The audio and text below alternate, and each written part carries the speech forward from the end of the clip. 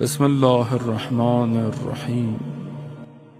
دو option ہے ہمارے پاس آج، یا ہم وکٹم بن جائیں یا ہم سولجر بن جائیں، دوسرا کوئی حل نہیں ہے۔ آپ بولیں کہ جی میں سولجر نہیں بن سکتا، تو پھر آپ وکٹم ہیں۔ کیوں؟ کیونکہ آپ کو شکار کر رہا ہے۔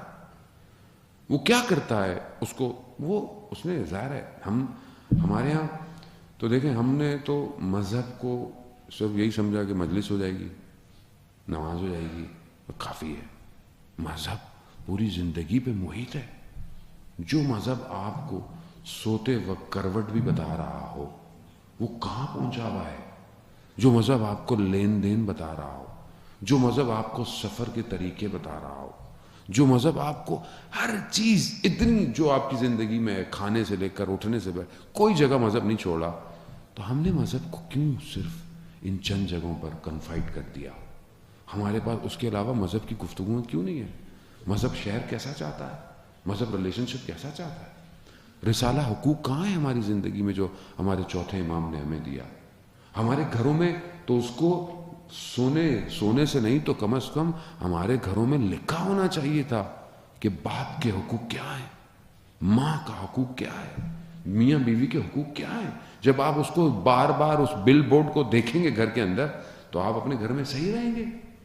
اسلام آپ کو جب اتنی فلورش دیتا ہے، قرآن جب آپ کو حدیث اور سنت اتنا کہہ رہی ہے، بیٹھو کیسے، اٹھو کیسے، معاملے کیسے کرو، باتیں کیسے کرو، تمہارا اخلاق سوسائٹی میں کیسا ہونا چاہیے۔ کہ بہرحال ابھی جو ہے وہ ہمارے دوست نے ذکر کیا استاد، اخلاقوں کے استاد کا، کہ ہم دنیا میں دنیاوی علوم تو حاصل کر لیتے ہیں، لیکن اپنی روح کے استاد کو نہیں ڈھونڈتے۔ آیت اللہ ملا احمد ناراکی، جو ملا مہدی ناراکی کے والد تھے، جنہوں نے کتاب معراج السعادہ، جو ہم پڑھتے بھی ہیں، اخلاق کی کتاب ہے، اصل میں یہ کتاب ہے خلاصہ اس کتاب کا جو جامع السعادہ تھی۔ وہ کتاب عربک میں لکھی گئی تھی، اور اس وقت اس کتاب نے حوزے میں بڑا بلاسٹ کیا تھا اخلاق کے حوالے سے۔ جو وہ کہتے ہیں کہ جب یہ عراق آئے نجف زیارتوں پر، تو لوگ ان سے ملنے آئے، کیونکہ ان کی کتاب بہت فیمس تھی اخلاق کے اوپر۔ صرف ایک عالم ملنے نہیں آیا، تو انہوں نے کہا کہ میں خود چلتا ہوں۔ انہوں نے کہا آغا ہر کوئی آپ کو ملنے آیا ہے، یہ نہیں آئے، آپ کیوں؟ کہہ رہا نہیں، فرق نہیں پڑتا۔ کون ملنے نہیں آیا؟ سید مہدی بحر العلوم، کہ جو خود جو ہے وہ بحر تھا علوم کا، نہیں آیا۔ یہ خود ملنے گئے، وہ درس دے رہے تھے، یہ بیٹھے، درس ختم ہوا، انہوں نے بھی توجہ نہیں دی، یہ بھی چلے گئے۔ کچھ دن گزرے، انہوں نے کہا کہ میں دوبارہ چلتا ہوں، ساتھ میں تھے، کہا آقا آپ کو ان کو خود آنا چاہیے، کہا کوئی فرق نہیں پڑتا، میں چلا گئے ملنے۔ پھر وہ درس دے رہے تھے، درس ختم ہوا، اٹھ کے آ گئے۔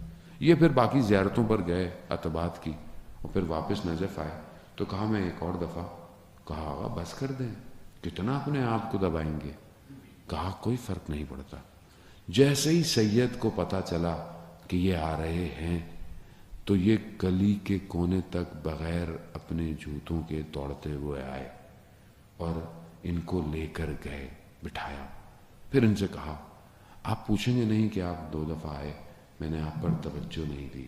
کہا کیوں؟ کہا میں یہ دیکھنا چاہتا تھا کہ جو اخلاق کی کتاب آپ نے لکھی ہے، یہ اخلاق آپ میں پایا جاتا ہے یا نہیں پایا جاتا۔ عزیزان محترم، ظاہر ہے اب یہ استاد تھے، اب یہی چیز جو ہے نا وہ کور ہے، ہیرا ہے۔ اگر یہ آپ کے اندر ہے تو آپ دنیا کے سارے کام صحیح کریں گے، لیکن اگر یہ نہیں ہے تو آپ کوئی جگہ پہنچ ہی نہیں سکتے۔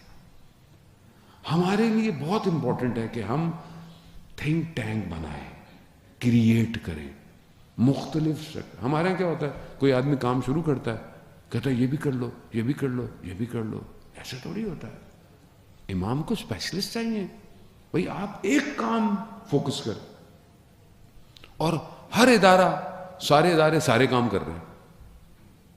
آپ اگر ایک انسٹیٹیوشن ڈیولپ کر رہے ہیں، تو آپ اس انسٹیٹیوشن کا ویژن، مشن کیا ہے، اور کیا ادھر ہمارے جتنی آرگنائزیشنز ہیں کیا they are scrutinizing themselves کہ we are reaching that vision or mission or not؟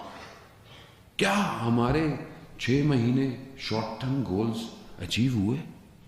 We have long term goals. کیا ہم لانگ ٹرم گولز کو اچیو کر رہے ہیں؟ نہیں کر رہے. ہم نے اداروں کو کس پر کھڑا کیا ہوا ہے؟ ادارے صرف عمارتوں سے نہیں بنتے، ادارے افراد سے بنتے ہیں. کیا ہمارے پاس ایسے افراد ہیں کہ جو بیونڈ دا لمٹس سوچتے ہیں، جو سوچتے ہیں کہ ہم آسمانوں پہ پرواز کر سکتے ہیں؟ جب آپ کام ہی نہیں کر سکتے جب آپ کی نگاہیں محدود ہوں. جب آپ دنیا کو اس اینک سے دیکھیں گے جس اینک کو بنایا ہی کسی اور نے، تو آپ کو تو کبھی نیلا نظر آئے گا، کبھی پیلا نظر آئے گا. آپ جب تک اپنی باطن کی آنکھ کو کھولیں گے نہیں تو آپ کیسے اس کے جمال کو دیکھیں گے جو ہر جگہ ہے. اور یہ جمال، یہ خوبصورتی، یہ زیبائی کہ جسے پروردگار قرآن میں صرف ایک جگہ استعمال کرتا ہے. جمال صرف ایک جگہ استعمال ہے قرآن میں. کہاں پر ہے؟ اس کے لیے کہ جب یہ ریوڑ بھیڑوں کا جب چاہتا ہے، جب چلتا ہے، اس کے چلنے کی ڈائریکشن کے لیے خدا جمال استعمال. کیوں؟ کہا یہ صبح جاتے ہیں اور پھر یہ رات کو پلٹتے ہیں. کیا چیز ہے ان کے اندر؟ کیوں ہر نبی کو چرواہا بنایا پروردگار نے؟ پیغمبر بھی، آخری نبی بھی جو ہے وہ چراتے. کیوں؟ کیونکہ ان کے چلنے میں ایک کوالٹی ہے، یہ اپنے لیڈر کی اتباع کرتے ہیں. آپ بھیڑ کو ایک کو بھیج دینا اور نیچے کھائی ہو، یہ سارے نیچے گر جائیں گے. کیوں؟ یہ اپنے ہیڈ کی اتباع کرتے ہیں. اور یہی خدا کہہ رہا ہے، یہ صبح ان کے نکلنے میں اور شام کو ان کے پلٹنے میں جمال ہے. اس جمال کو پہچانے کہ آج ہم جو کام بھی کرنا چاہتے ہیں، چاہے وہ کام کسی بھی حوالے سے ہو، سوسائٹی کے لیے، ہمارا لیڈر کون ہے؟ ہم کس کو فالو کرتے ہیں؟ ہمیں کون ڈائریکشن دے رہا ہے؟ ہم کس سے ڈائریکشن؟ کیا خود ساختہ ہے؟ کیا ہم اس مقام پہ پہنچے ہوئے ہیں کہ ہم اس ملاکوت کو دیکھیں؟ ہم ملک میں پھنسے ہوئے ہیں. ہمیں ملاکوت میں جانا پڑے گا.